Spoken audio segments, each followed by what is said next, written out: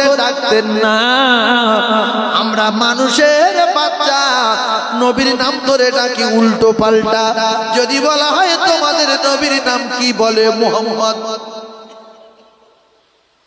আছে না নাই? মুহাম্মদ বলে না, বলে না? কত লজ্জাজনক ব্যাপার বলেন তো। আপনাদের এলাকার যিনি প্রধান সাহেব, যে একটা প্রধান আছে, তার যদি শুধু নাম ধরে ডাকা হয়, এই ভাই নামটা কি? হায়দার ভাই, হায়দার প্রধান, এলাকার প্রধান, তাহলে সম্মান বেড়ে আসে প্রধান সাহেব। তাহলে হয় প্রধান সাহেব বলতে হবে, না ভাইজান বলতে হবে, না বাবু বলতে হবে। আর যদি বলি এ হায়দার তুই প্রধান, ও বলবে যে আমি কি মরে যাবো, বিষ খাবো না কিনে এখানে আমি কেস করবো না, ফাঁসি দেবো। তাহলে দুনিয়ার একটা সাধারণ মানুষ ডাক্তার হলে তার ডাক্তার সাহেব বলতে হয়, হাফেজ হলে হাফেজ সাহেব বলতে হয়, মাস্টার হলে মাস্টার সাহেব বলতে হয়, আর প্রধান হলে প্রধান সাহেব বলতে হয়। নাম ধরলে কিন্তু রেগে যাবে। এই মসজিদের ইমাম সাহেবের নাম আমাদের আলহাজ আব্দুর রহমান সাহেব। এখন হয় ইমাম সাহেব বলতে হবে, না হুজুর বলতে হবে, তাই তো বলতে হবে। যদি বলি বাচ্চা থেকে বুড়ো পর্যন্ত, এ আব্দুর রহমান আজকে কি নামাজ পড়াতে যাবি না? মসজিদ থাকবে, বলবো আমি ভিড় করে খাবো রে, এইরকম জায়গায় থাকবো না। আমরা ঠিক বড় বড় সাহাবাদের নাম ধরে এরকম অপমান করি। হযরতে আবু বকর সিদ্দিক রাদিয়াল্লাহু তাআলা, আল্লাহ পাক যার উপরে রাজি। আমাদের যদি বলা হয় চারজন সাহাবীর নাম বলো তো, বলবো আবু বকর, ওমর, উসমান গনি আর আলী। মানে ওদের কোনো ইজ্জত নেই, সম্মান নেই, কিচ্ছু নেই। এরকম পেলের নাম বলে না, বলে না। আর নবীর বলে ওই নবীর নাম মুহাম্মদ। আছে না নাই? তাহলে কি রকম বলবেন? জনাবে মুহাম্মদুর রাসূলুল্লাহ সাল্লাল্লাহু আলাইহি ওয়াসাল্লাম, আমাদের নবীর নাম জনাবে মুহাম্মদুর রাসূলুল্লাহ সাল্লাল্লাহু আলাইহি ওয়াসাল্লাম। নবীর বিখ্যাত চার খলিফার নাম হযরতে আবু বকর সিদ্দিক রাদিয়াল্লাহু তাআলা আনহু, হযরতে ওমর ফারুক রাদিয়াল্লাহু তাআলা আনহু, হযরতে উসমান গনি রাদিয়াল্লাহু তাআলা আনহু, হযরতে আলী কাররামাল্লাহু ওয়াজহাহু রাদিয়াল্লাহু তাআলা আনহু। বিশ্বাস করুন, এরকম অনেকে বলতে পারবে না, চারটে সাহাবার নাম বলতে পারবে না, রাসূলুর নাম সহিশুদ্ধভাবে বলতে পারবে না। আছে না নাই? তাহলে রাসূলের সম্মান আছে না নাই? সাহাবাদের সম্মান আছে না নাই? কিরকম সম্মান টাচ দিচ্ছি। তাম পৃথিবীর সমস্ত মানুষ, মাওলানা, পীর, দরবেশ, মুফতি, মুহাদ্দিস, শাইখুল হাদিস, হাজী সাহেব, হাফেজ সাহেব, কারি সাহেব সবাই যদি একদিকে হয়, আল্লাহর নবীর কোনো একজন সাহাবীর মতো হতে পারবে না। আর তামাম সাহাবী যদি একদিকে হয়, একজন আবু বকর হতে পারবে না, সিদ্দিক রাদিয়াল্লাহু তাআলা। আর তামাম পৃথিবীর সমস্ত নবী যদি একদিকে হয়, একজন মুহাম্মদ রাসূলুল্লাহ হওয়া যাবে না। জোরে বল, আরো চিল্লে বলো। তাফসীর করুক আর কোরআন শরীফ এখানে এনে একটা করে পাতা ছিঁড়ে গলায় বেঁধে দিক। যদি ওয়াজে এদিক ওদিক কথাবার্তা বলা না হয়, মানুষ কিন্তু ঘুমিয়ে যাবে। এটা এই জামানা এসে গেছে। আর এই উল্টো পাল্টা কথা বললে কিছু মানুষ রেগে যায়, ওই বড় ফাটকা কথা বলে। এই ফাটকা কথা না বললে লোকের জমিয়ে রাখা যায় না। এটা এমন একটা জামানা পড়ি, 3 ভাগ লোক ঘুমোচ্ছে, আল্লাহ দিদার হবে ঘুমোচ্ছে। হ্যাঁ গো, দিদারের সময় কেউ ঘুমায়? জোরে বলেন, ঘুমায় কি? তাহলে একটুখানি জোরে তাকবীর দেন। এবারে তো আমাদের রাসূল চেয়ারে বসেছেন, আল্লাহ পাক আমার রাসূলের জবানে কোরআন তেলাওয়াত করতে বলবেন। সে সূরা হলো সূরা ইয়াসিন পড়বেন আমাদের নবী। জোরে বলুন। দাউদ নবীর কোন সূরা? সূরা মুলক। আমাদের নবীর কোন সূরা? সূরা ইয়াসিন। আল্লাহ বলবেন, দোস্ত আমার দোস্ত, তোমার জবানে দিয়েছিলাম মধু, আমি নাজিল করেছিলাম কোরআন তোমার উপরে। ও দোস্ত গো, আজকের আমার জান্নাতি বান্দা বান্দীদের তুমি কোরআনের সূরা ইয়াসিন তেলাওয়াত করে শোনাও। আল্লাহর নবীর গলার এত মধু। রাসূল যখন কোরআন তেলাওয়াত করতেন কাফের পর্যন্ত দাঁড়িয়ে থাকতে পারতেন না, বিছনায় শুতে পারতেন না। রাসূলের মহব্বতে এসে কোরআনের প্রেমে পাগল হয়ে হাজির হয়ে যেত। সেই রাসূলুল্লাহ ময়দানে মাশরে মসজিদ নববী মাঠে সমস্ত জান্নাতীদের সূরা ইয়াসিন তেলাওয়াত করে শোনাবেন। এত সুন্দর লাগবে, এত মধুর লাগবে। 50 বছর কেটে যাবে, মহব্বতে ফানা হয়ে যাবে। জান্নাতি হুর গেলে মানেরা জান্নাতি আবে আবে জমজমের পানি নিয়ে, হাউজে কাউসারের পানি নিয়ে হুর গেলে মানেরা জান্নাতীদের পান করাতে থাকবে। পানি পান করুন, পানি পান করুন, ও আল্লাহর মাহবুবেরা পানি পান করুন, পানি পান করুন। ও সোনার মানিকেরা, যুবকেরা, জওয়ানেরা ঠান্ডা মাথায় বোঝেন, প্লেনে কিন্তু দেখবেন ভালো ভালো মেয়ে ছেলেরা আছে না নাই? প্লেন চড়া লোক আছে তো এখানে? উড়োজাহাজ, উড়োজাহাজের প্লেন বলে। এখানে কেউ আছে? হ্যাঁ, প্লেন উড়োজাহাজ, উড়োজাহাজ এয়ারপোর্টে কিতে গিয়েছিল? প্লেনে। হ্যাঁ, তো এই প্লেনে গিয়েছিল যারা, এরা জানে প্লেনের ভিতরে সুন্দর সুন্দর মেয়ে ছেলে আছে। ওরা পানি দেয়, ভাত দেয়। ও কলিজার টুকরারা, ইরাকের মেয়ে, ইরানের মেয়ে, জাপান, জার্মান, আফগানিস্তানের মেয়ে, তামাম পৃথিবীর নারীরা মক্কাতুল মুআজ্জামায় দেখা যায়। পৃথিবীর নারীদের যে রূপ আছে, যে সৌন্দর্য আছে, আল্লাহর কসম জান্নাতি হুরের একখানা এক চিমটি পরিমাণ, জাররা পরিমাণ পৃথিবীর কোন নারীর নাই। সেই নারী, সেই হুর আমাদের আমাদের পানি পান করাবেন। 70 পর্দা কাপড় পরে থাকবে, তার ভিতর থেকে চামড়া দেখা যাবে, রক্ত দেখা যাবে, হাড় দেখা যাবে, হাড়ের ভিতরে মদক দেখা যাবে, তার ভিতর দিয়ে আপনার ছবি দেখা যাবে।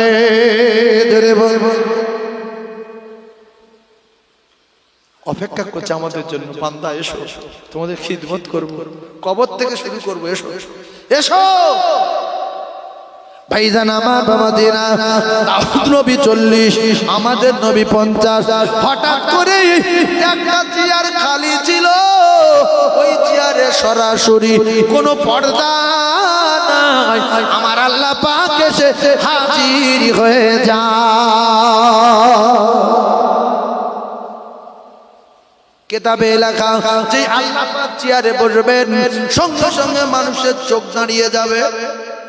এই চোখের পাতা এরকম দাঁড়িয়ে যাবে, আর পড়বে না। চোখ বন্ধ করতে পারবে না। চোখ কি করতে পারবে না? বন্ধ করতে পারবে না। এরকম ভাবে তাকিয়ে থাকবে। কতদিন? 40 বছর চোখ দাঁড়িয়ে থাকবে। কতদিন? 40 বছর চোখ দাঁড়িয়ে থাকবে। অনেক মানে খানেওয়ালা কিছু লোক আছে, তাহলে ভাত খাও খাও,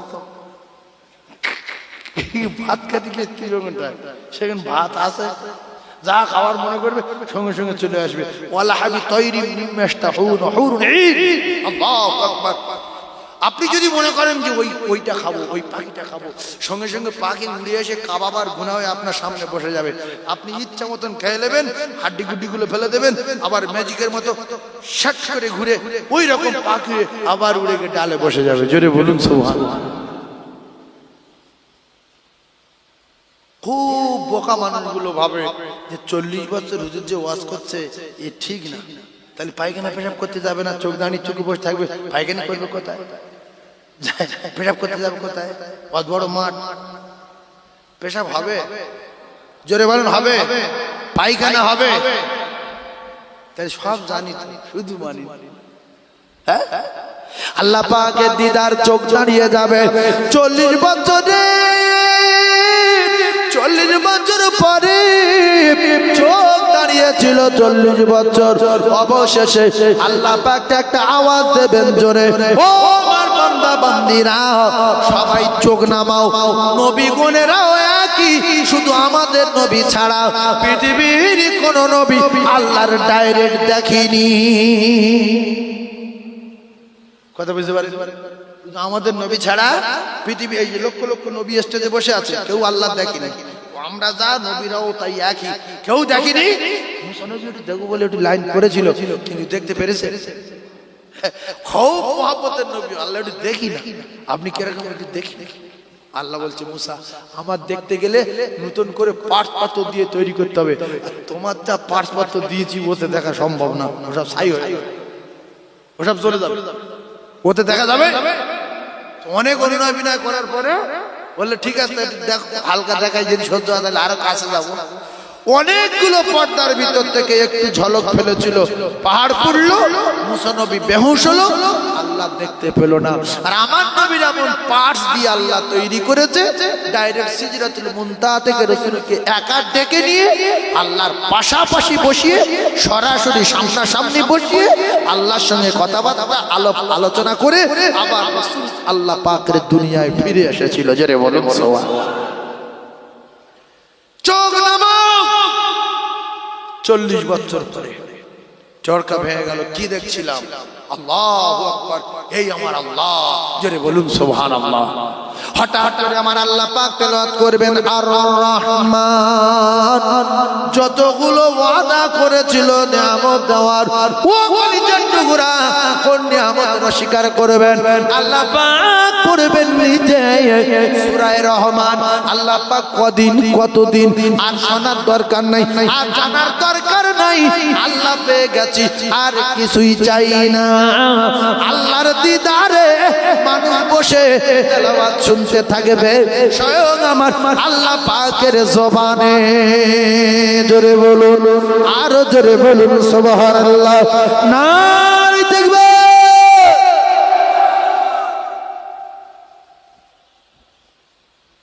আমার সোনার চাঁদ ভাইরা, এই যে ঘরে বসে আছে, এটা কিন্তু জান্নাতের একটা অংশ। কিসের অংশ? জান্নাতের টুকরা। মসজিদ বানাল্লাহু বাইতান ফিল জান্নাহ, রাসূল বলেছে যারা মসজিদ বানায় এরা আল্লাহর জান্নাত বানায়। ভাইজান আমার বাবা দিদা যুবকেরা জনেরা খুব ঠান্ডা মাথায় বোঝেন, অনেকে পৃথিবীর জমিনে বিরাট সুন্দর সুন্দর বাড়ি করে, দুবাই বাড়ি করে, জেদ্দায় বাড়ি করে, কলকাতায় বাড়ি করে, নিউ টাউনে বাড়ি করে। আল্লাহ রাসূল জানিয়ে দিলেন এই পৃথিবীর জমিনে যে বাড়ি ঘরগুলো এগুলো সব শেষ হয়ে যাবে, আল্লাহর জান্নাতে বাড়ি ঘর, আল্লাহর জান্নাতি নিয়ামত শুরু হবে, জীবনে কোনোদিন শেষ হবে না। আর একবার জোরে বলুন সুবহানাল্লাহ। আচ্ছা, আপনারা কোরআন শরীফে শুনেছেন ইয়াউমা ইয়াফিরুল মাররু মিন আখিহি ওয়া উম্মিহি ওয়া আবিহি ওয়া সাহিবাতি ওয়া বানি। অনেক লোক বিশ্বাস করে উঠতে পারে না যে আমার সন্তান আমার পরিচয় দেবে না। মৌলবীরা ভয় দেখানোর জন্য বলে আমার গিন্নি পরিচয় দেবে না, আমার মেয়ে পরিচয় দেবে না, আমার তো কলিজার টুকরি এ পরিচয় দেবে না, হতেই পারে না। এটা মৌলবীরা ভয় দেখানোর জন্য বলে। শোনেন, করোনা আপনাদের এলাকায় হয়েছিল কি? হয়নি? 2-4 জনের হয়েছে। আল্লাহ পাকের রহমত বলে পরিপূর্ণভাবে এদিকে আসেনি, অনেক দূর তো, মানে বহু দূর তো আসছে, চীন থেকে আসছে, মানে এদিকে এসে উঠতে পারেনি আর, বুঝতে পারছি। তবু 2-4 জন হয়েছে। তো এই যে করোনা যার হয়েছে, শোনেন কোরআনের ব্যাখ্যাটা মাথায় রেখে আর এই করোনার কথাটা শোনেন। করোনা যখন হলো, বাপের ধরা পড়েছে করোনা হয়েছে, আল্লাহু আকবার, ছেলের ডাক জবাব আয়, বলছে না। মেয়ের বলছে মা একটু এসো, বলছে আর না। স্ত্রী ডাকছে, বলছে যাবো। কেন? তোমার করোনা, আমি গেলে মরে যাব, তুমি যাও, আল্লাহ তোমার ভালো করে দোয়া করছি, আমি যাব। তা বলছে এই যে মেজো ছেলে, ছোট ছেলেটা দে একটুখানি আমি কোলেলি। বলছে না আব্বা তুমি যাবে, তুমি একা যাও, আমার সোনার মানে তুমি লিও না, যাও, আল্লাহ তোমার ভালো ভালো, তুমি যাও। ছেলে যায় না কাছে, মেয়ে যায় না কাছে, স্ত্রী যায় না কাছে। মারা যাওয়ার পরে করোনা করোনা করোনা, ও কলিজার টুকরা ভাইরা আমার, প্রথমের দিকে লাশ দিত না, তারপরে লাশ যখন দেওয়া শুরু হয়ে গেল তখন ছেলেরা আর বাপের কাছে যায় না, মেয়েরা আর দেখতে যায় না, গ্রামের লোক গোসল দিতে যায় না। আমার করোনা হবে, মৌলবীর বলছে হুজুর আপনার নাই 3000 টাকা দেবো, এখন আপনি একটু গোসল দিয়ে আব্বার কাফনটা পরিয়ে দেন। ও কলিজার টুকরারা, মরে তো মরুক, মৌলবী মরুক, ছেলে যেন মরে না। ভালো করে বোঝার চেষ্টা করুন শোনা, পৃথিবীর জমিনে নদী দেখলেন সামান্য করোনা হলো, করোনা হওয়ার পরে কেউ গাদ্দারে যায় না, কিন্তু কত বড় বোকামি দেখেন কলিজার টুকরা ভাইয়েরা। আপনার আব্বার 15 দিন, আপনার 20 দিন এরকম কঠিন করোনায় ঠক ঠক করে কাঁপতেছিল, করোনায় জর্জরিত হয়ে বাড়িতে পড়েছিল। বলছে আমি চেক করতে যাব না, আমি রক্ত দিতে যাব না, আমি কোনো হসপিটালে যাব না, কারণ যদি বলে করোনা তাহলে আমি আর বাঁচবো না। এই যখন বাড়িতে ছিল, জ্বরের ঔষধ খাওয়াচ্ছিল, নাতি গিয়ে দাদুর মুখে চুমা দিল, স্ত্রী স্বামীর মুখে চুমা দিল। আমার সোনার স্বামী বড্ড জ্বর, একটুখানি চুমো খাই। কলিজার টুকরা ভাইরা আমার, কিন্তু কঠিন করোনা, ওই সময় কঠিন করোনা। ছেলে এসে বলছে আব্বা মাথাটা বড় গরম মতো, কঠিন করোনায় জর্জরিত হয়ে রয়েছে। তারপরে একেবারে শেষের দিকে বলতে আর অসুবিধা আর হবে না, কঠিন সমস্যা হয়ে গেছে, এইবারে চেক করতে যেতে হবে। চেক করে বলছে এ তো সেই 20 দিন আগের থেকে করোনা হয়ে রয়েছে, আর দেখানো যাবে না। কলকাতায় নিয়ে চলে গেল। ও মুসলমানেরা, যদি করোনা রোগীর গায়ে টাচ করে, করোনা রোগীর গায়ে যদি হাত দিয়ে যে ছুবে সে মারা যেত। এই বংশে 20 দিন করোনা অবস্থায় পড়েছিল, নাতি মারা যেত, বড় ছেলে মারা যেত, মেয়ে মারা যেত, স্ত্রী চুমা খেয়েছে করোনা মুখে, স্বামী স্ত্রী মারা যেত। কিন্তু দেখা গেল করোনা রোগী মারা গেল, যে কজন সেবা করেছিল একটাও কেউ মরে না। এর দ্বারাই বোঝা যায় হায়াতের মালিক আমার আল্লাহ, মৌতের মালিক আমার আল্লাহ।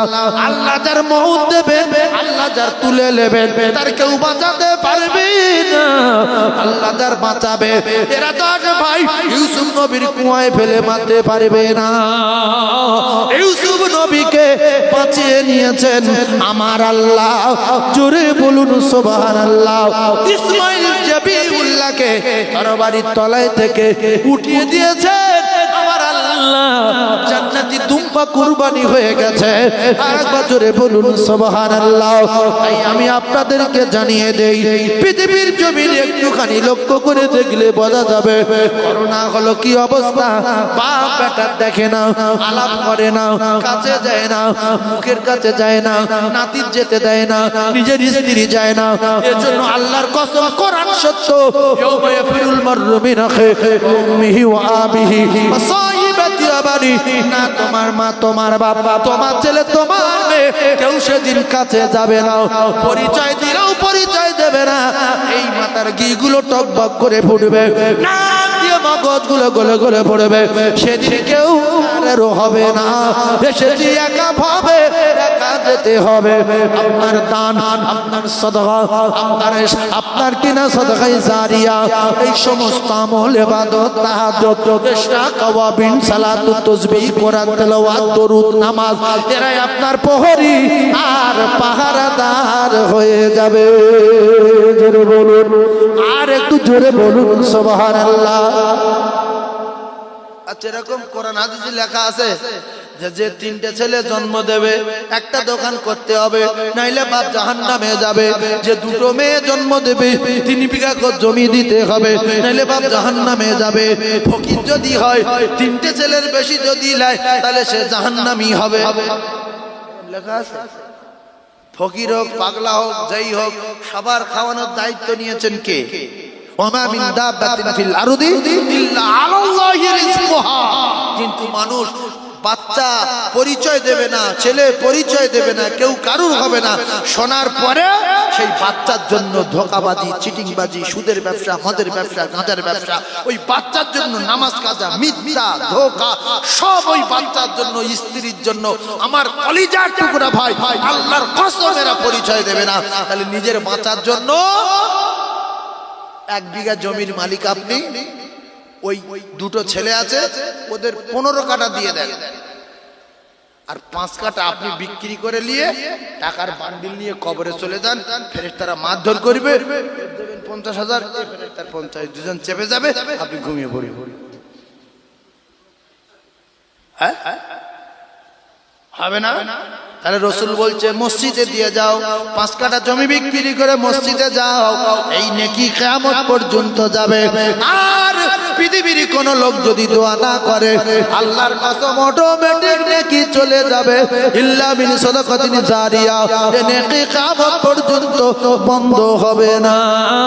আবার আমরা মুখে বলি আমার নবীর ছেলের চেয়ে বেশি ভালোবাসি, আমার মা-বাবার চেয়ে বেশি ভালোবাসি, এটা মিথ্যা কথা রে মুসলমান।